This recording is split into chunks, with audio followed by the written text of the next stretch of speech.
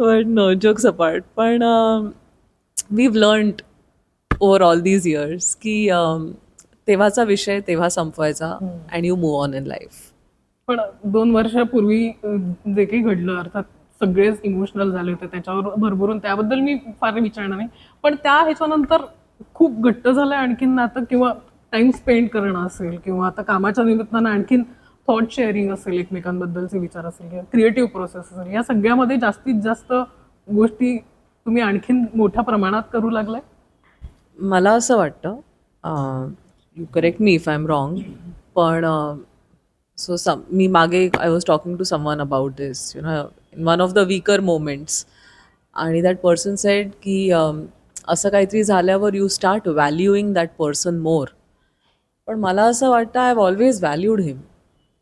It's not, I didn't need that incident to value him more, So I don't think relationship wise much has changed. I don't know. You must have another take on it. नाही, relationship wise ती म्हणाली त्याप्रमाणे असं काय म्हणजे फार बदललं नाहीये, कारण ते आधीपासूनच तसं होतं ते नातं.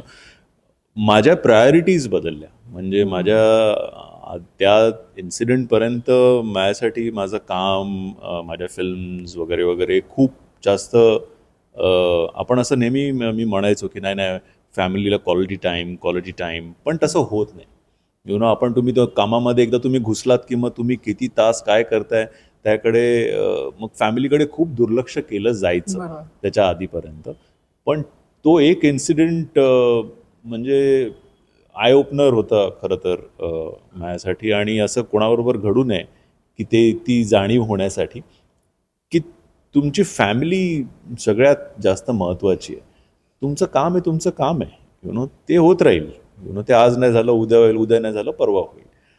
पण तुमची फॅमिली, त्यांच्याबरोबरचे ते क्षण, त्यांना हवा असणारा वेळ, त्यांना जे मांडायचे ते मुद्दे वगैरे, हे सगळं जास्त इम्पॉर्टंट आहे. आणि बाय चॉईस तुम्ही ते निवडले ना, सो तुमची जबाबदारी बनते की तुम्ही तुमच्या फॅमिलीला तेवढा वेळ दिलाच पाहिजे.